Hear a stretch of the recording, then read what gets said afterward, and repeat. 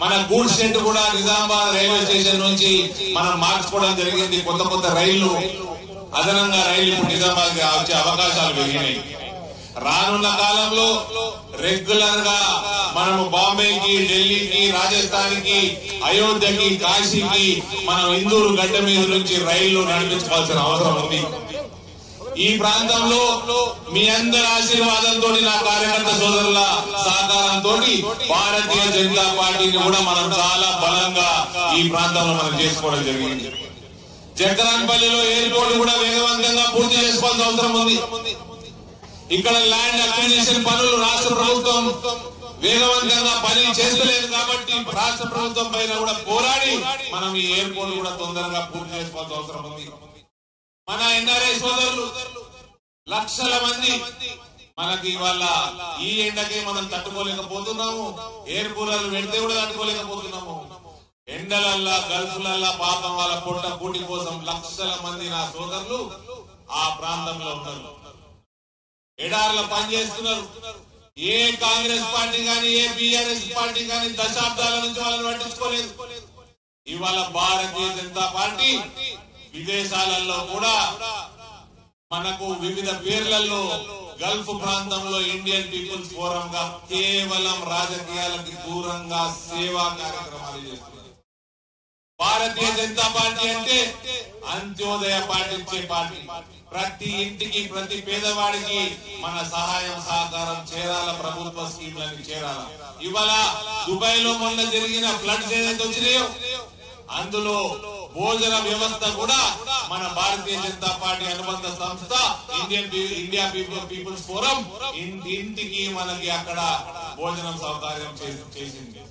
ఎక్కడ కూడా సహకారానికి, సర్వీస్ కి వెనకంజ వేయదు భారతీయ జనతా పార్టీ. అటువంటి కార్యక్రమాలు చేసుకుంటూ ముందుకు పోతా ఉంటే ఇవాళ దొంగ ప్రేమ పుట్టుకొచ్చింది మన రేవంత్ కి, ఎన్ఆర్ఐల మీద. పసుపు రైతుల మీద జోక్ చెప్పాలి. 70 సంవత్సరాల నుంచి మనకు పసుపు కూడా ఎందుకు రాలేదు మన రేవంత్ చెప్పి. జీవన్ రెడ్డి గారట వ్యవసాయ మంత్రి అయితారట. ఆయన వ్యవసాయ మంత్రి సంతకం పెడతారట. ఆయన మళ్ళీ పసుపు కూడా తెస్తారట. 70 సంవత్సరాల నుంచి రాంగ్ అడ్రస్ లో పోతున్నాను. ఆయన పసుపు బోర్డు వాణిజ్య శాఖలు ఉన్నది, వ్యవసాయ శాఖలు ఉండదు. వ్యవసాయ శాఖలో కాంగ్రెస్ పార్టీ 70 సంవత్సరాలు చెప్తున్నారు. కానీ ఒకసారి ఎంపీ చేతి నేను వాణిజ్య శాఖ కోసం తీసుకొచ్చి పెట్టి అది వచ్చే వరకు స్పైసెస్ బోర్డు కూడా పెట్టి 2 బోర్డులు తెచ్చినాయి. కార్యాలయం రైతన్నలు అందరూ కాంగ్రెస్ పార్టీ ఎక్కడ ఉంది కార్యాలయం, ఎక్కడ ఉంది రైతన్నలు అందరూ ఎప్పుడు కార్యాలయం ఇందూరుగడ్డ మీద కావాలా, ఇందూరుగడ్డ మీద కావాలా. నేను మాటిస్తున్నా మీకు ఇందూరుగడ్డ మీదనే పసుపు బోర్డు కార్యాలయం వస్తుంది, పసుపు బోర్డు కార్యాలయం వస్తుంది. మీరు కేవలం నరేంద్ర మోడీ గారికి ఈ ఎలక్షన్ ఉన్నదంటే ప్రపంచంలోనే అతిపెద్ద ప్రజాస్వామ్యానికి జరుగుతున్న ఎలక్షన్ ఉన్నదంటే నరేంద్ర మోడీ ఎలక్షన్. నరేంద్ర మోడీ పేరు మీద ఎలక్షన్ జరుగుతున్నది. ఆ నరేంద్ర మోడీ వచ్చి మనకి పసుపు బోర్డు ఇక్కడ మన ఇందూరు గడ్డ మీద ఇచ్చిపోయిండు. మీరందరూ ఓటు రూపకంగా మన అభిమానాన్ని చాటండి. ఇందూరు గడ్డ మీద పసుపు బోర్డు యొక్క అతిపెద్ద కార్యాలయం తీసుకొచ్చే బాధ్యత నాది. ఇక కాంగ్రెస్ పార్టీ అభ్యర్థి పెద్ద మనిషి జీవన్ రెడ్డి గారు ఉన్నారు. ఆయన నేను 5 సంవత్సరాల నుంచి ఎంపీ ఉన్నా, ఆయన 5 సంవత్సరాల నుంచి దాదాపు ఎమ్మెల్సీ ఉన్నారు. ఆయన గ్రాడ్యుయేట్ కాన్స్టిట్యున్సీ ఎమ్మెల్సీ.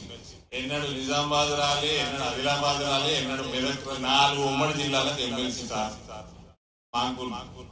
ఆయన గ్రాడ్యుయేట్స్ ఎన్నుకుంటే ఎమ్మెల్సీ అయితే ఆయన 2018లో దాదాపు పెద్ద 60,000 మెజార్టీతో ఓడిపోతే బీఆర్ఎస్ వాళ్ళు క్యాండిడేట్ కూడా పెట్టలేదు. ఏం సత్యన్న క్యాండిడేట్ పెట్టలేదు అప్పుడు. ఎందుకు పెట్టలేదు మరి? అప్పుడు పెట్టకుంటే ఎమ్మెల్సీ 4 జిల్లాల గ్రాడ్యుయేట్స్ డిగ్రీ చదువుకున్న వాళ్ళు ఎన్నుకుంటే వాళ్ళ కోసం గత 10 సంవత్సరాలలో జరుగుతున్న అన్యాయం, ఒక నోటిఫికేషన్ లేదు, ఒక ఉద్యోగం లేదు. తెలంగాణ పిఎస్సి పేపర్లు గ్రూప్ 1, గ్రూప్ 2 పేపర్లు లీక్ అయితుంటే ఎన్నడన్నా ఆయన కొట్లాడిండా, ఎన్నడన్నా ప్రశ్నించిండా? ఎంప్లాయ్మెంట్ కోసం ఎన్నడన్నా ప్రభుత్వాలను ప్రశ్నించిండా?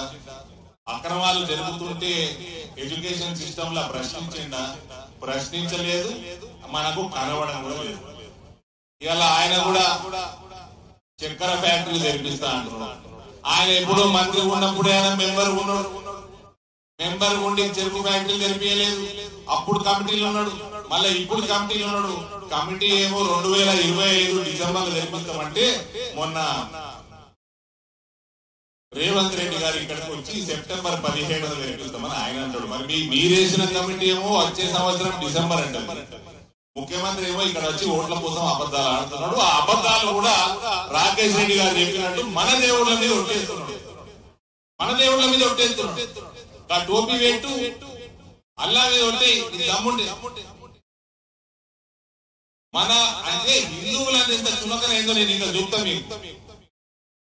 ఎన్ఆర్ఐలను పట్టించుకోలే, చెరుకు రైతులను పట్టించుకోలే, పసుపు రైతులను పట్టించుకోలే.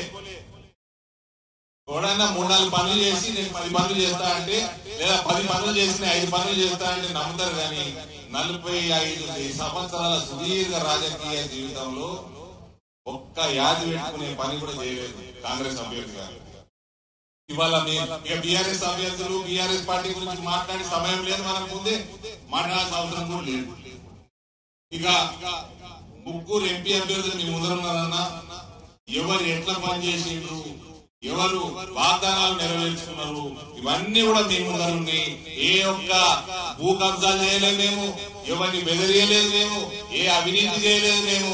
ఇవన్నీ కూడా 5 సంవత్సరాల పనితీరు మీరు చూస్తున్నారు. కాబట్టి మీరందరూ కూడా భారతీయ జనతా పార్టీ ఓటేయాల్సిందే కోరుతుంటూ, నరేంద్ర మోడీ గారు మన దేశాన్ని 5వ అతి పెద్ద ఆర్థిక వ్యవస్థగా తీర్చిదిద్దడం, చంద్రయాన్, మంగళయాన్ మొత్తం అన్ని ప్రపంచంలో ఉన్న దేశాలన్నీ అధినేతలందరూ వచ్చి ఇవాళ మోడీ బాస్ అంటారు. అటువంటి మనకి ప్రపంచంలోనే కరోనా వచ్చి, మహమ్మారి వచ్చి ప్రపంచం కింద మీద అవుతున్న సమయంలో ప్రతి ఒక్క భారతీయుడికి వ్యాక్సిన్ ఇచ్చి కాపాడుతున్న నాయకుడు నరేంద్ర మోడీ. అదే రకంగా మన దేశంలోనే కాదు, పేద దేశాలను ఆదుకున్నాడు. ఆదర్శవంతమైన నాయకుడిగా నిలిచి ప్రజాదరణ కలిగిన నాయకుడిగా కీర్తింపబడుతా ఉన్నాడు ఇలా ప్రపంచంలో. అటువంటి నాయకుడు ఎన్నిక జరుగుతా ఉంది. ఇవాళ ఇవన్నీ పక్కన పెట్టి హిందూ ముస్లిం బాగా మాట్లాడుతున్నారు. కాంగ్రెస్ వాడు మొత్తం అందరి ఆస్తులు అమ్మేసి ముస్లింలకు ఇస్తారట. ఇప్పుడు నేను చెప్తా సెక్యులర్ ఎవరో తెలుస్తుంది, నేను హిందీలో చెప్తా साफ सुनते सर। ये कांग्रेस का मैनिफेस्टो देखकर आज हर एक हिंदुस्तानी इनसिक्योर फील हो रहा है। जैसे इमरजेंसी में फील हो रहा था इनसिक्योर, आज ऐसी फील हो रहा है, हर हिंदू फील हो रहा है। मोदी जी का नेतृत्व में सर मैं टीवी पे देखा, अबुधाबी में मंदिर बना, दुबई में मंदिर बना, सऊदी में मैं एक इस्लामिक कंट्री मैं बड़ा मंदिर बनाऊंगा, मैं बड़ा मंदिर बनाऊंगा, कंपटीशन में मंदिर बना रहे। उसके अलावा रमजान का महीना अभी बीत गया, मैं देखा मुसलमान शेख दुबई या अबुधाबी में रोजा खोलने के लिए मंदिर जाके प्रसाद खाकर रोजा खोले। अरे इसको बोलते सेक्युलरिज्म। एक राहुल गांधी आया, बोलता है पूरा सबका प्लॉट ले लेगा, घर ले लेगा, खेती ले लेगा, महिलाओं का मंगलसूत्र भी ले लेगा और मुसलमानों को दे देगा। ये काय का सेक्युलरिज्म है भाई?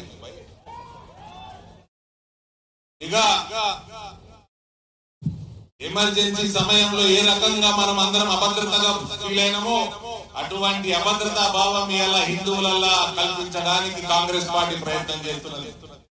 వక్ఫ్ బోర్డు లాంటి దుర్మార్గమైన చట్టాలని, అటువంటి చట్టాలని ఇలా ఇంకింత పెంచి హిందువుల ఆస్తుల మీద రాహుల్ గాంధీ అంటాడు దేశంలో ఎక్స్రే చేస్తా అంటాడు। ఎక్స్రే చేస్తే పొక్కలిగిపోతాయి కదా, అప్పుడు ఎక్స్రే చేస్తారు కదా, అట్లా ఎక్స్రే అంటే మన ఇళ్లకి దొరి మన మీద మనకున్న ఆస్తులు, ప్లాట్లు, పొలాలు, మహిళల మీద ఉన్న బంగారం కూడా లెక్కలు కడతారట। లెక్కలు కట్టి అవన్నీ కూడా ముస్లింలకు పంచుతారట। ఇదంతా మనం ఒప్పుకుందామా అన్న? ఇవన్నీ ఒప్పుకుందామా? ఇక ఎవరైనా ఆస్తులు సంపాదించి చనిపోతే సాధారణంగా వాళ్ళ పిల్లలకు పోతుంది, అది కూడా ఏడట అందులోకెళ్ళి 51% మన ఎవరైనా చచ్చిపోతే వాళ్ళ ఆస్తులు గుంజుకొని ముస్లింలకు ఇస్తారట। ఇదంతా నేను చెప్పేది కాదన్నా, ఇక్కడ కాంగ్రెస్ పార్టీ మేనిఫెస్టోలో ఉన్న 2 పాయింట్లు చదువుతా చూడండి. ముస్లింలను ఆర్థికంగా బలోపేతం చేయడం వల్ల మాత్రమే ఇండియా యొక్క పూర్తి సమర్థతను వెలికి తీయడం సంభవం. ఎలాంటి వివక్ష లేకుండా ముస్లిం మైనారిటీలకు బ్యాంకులు సంస్థాగత రుణాలు ఇవ్వాల్సిందే.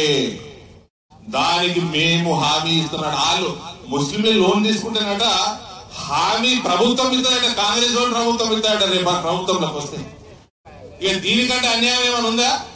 బ్యాంకులు ఇవ్వాల్సిందేనట రుణాలు. ఇక విద్య, ఉద్యోగం, వ్యాపారం, సేవలు, క్రీడలు, కళలు మరియు ఇతర రంగాలలో పెరుగుతున్న అవకాశాలలో పూర్తి ప్రయోజనాన్ని పొందడానికి ముస్లిం మైనారిటీలకు చెందిన విద్యార్థులు, యువతను మేము ప్రోత్సహిస్తాం మరియు సహాయం చేస్తాం. మరి మనకెందుకు చేయరన్న సహాయం? మనకెందుకు చేయరు? ఇదేం కొత్త కాదు. వాళ్ళ ప్రధానమంత్రి డాక్టర్ మన్మోహన్ సింగ్ 9 డిసెంబర్ 2006 నాడు ఆయన మాట్లాడిన మాటలు మైనారిటీలు మరీ ముఖ్యంగా ముస్లింలు ఖచ్చితంగా సాధికారతను పొందడానికి ఎట్టి పరిస్థితులలోనూ మనం వినూత్న ప్రయాణాలు సిద్ధం చేయాలి. అభివృద్ధి ఫలాలు ముస్లింలకు సమానంగా పంచబడాలి. మన వనరులు అన్నింటిపైన అందరికన్నా ముందు ముస్లింలకి మొదటి హక్కు దక్కాలి. వినూత్న ప్రణాళికలు సిద్ధం చేశారట. మన ఎన్ఆర్ఐల కోసం ఎన్నడూ ప్రణాళిక సిద్ధం చేయలే. మరి కాంగ్రెస్ వాడు ఇన్నేళ్ళు పాలించిండు. వాళ్ళే కరెక్ట్ పాలించుంటే ఇలా లక్షలాది మంది ఎన్ఆర్ఐ సోదరులు గల్ఫ్లలో ఉండరు కదన్నా. ఇప్పుడు అందుకనే చెప్తా ఉన్నా, ఇది ఈ సమయం శ్రీరాముల వారు అయోధ్యకు వచ్చిన సమయం. యహీ సమయ హే, సహీ సమయ హే. ఇదే సమయంలో మనం సిటిజన్షిప్ అమెండ్మెంట్ యాక్ట్ మనం ఇంప్లిమెంట్ చేసుకోవాలా. ఎన్ఆర్సీ ఇంప్లిమెంట్ చేయాలా. ఇక్కడ ఉన్న బంగ్లాదేశ్, రోహింగ్యాలని మొత్తం ఇడికి ఎల్లగొట్టాలా. అదే రకంగా పాపులేషన్ కంట్రోల్ చేసుకోవాలా. అదే రకంగా యూనిఫామ్ సివిల్ కోడ్ తీసుకొచ్చి మన అందరు హిందువుల భవిష్యత్తును కాపాడుకోవాల్సిన బాధ్యత మనందరూ. శ్రీరాములు వారు ఇక్కడికి వచ్చిన సమయం ఇది. ఇదే సమయం, యహీ సమయ హే, సహీ సమయ హే. మన జీవితంలో అతిపెద్ద, అతి ముఖ్యమైన ఎన్నిక ఇది. మన కాంగ్రెస్ అభ్యర్థి ఏం తగ్గరాదు. మొన్న టోపీలు పెట్టిండు, రోడ్ ఎక్కిండు. బంగ్లాదేశ్ వాళ్ళకి, రోహింగ్యాలకు కూడా ఇక్కడ పౌరసత్వం ఇవ్వాలంటున్నాడు. కాబట్టి ఇటువంటి వాళ్ళందరినీ కూడా మనం ఇవాళ తరిమి కొట్టాల్సిన అవసరం ప్రతి ఒక్క భారతీయుడికి ఉంది, మనందరికీ ఉందని తెలియజేస్తూ, రానున్న కాలంలో నరేంద్ర మోడీ గారికి పెద్ద ఎత్తున మనం బయటికి వచ్చి ఓటు వేయాల్సిన బాధ్యత అనేది కమలం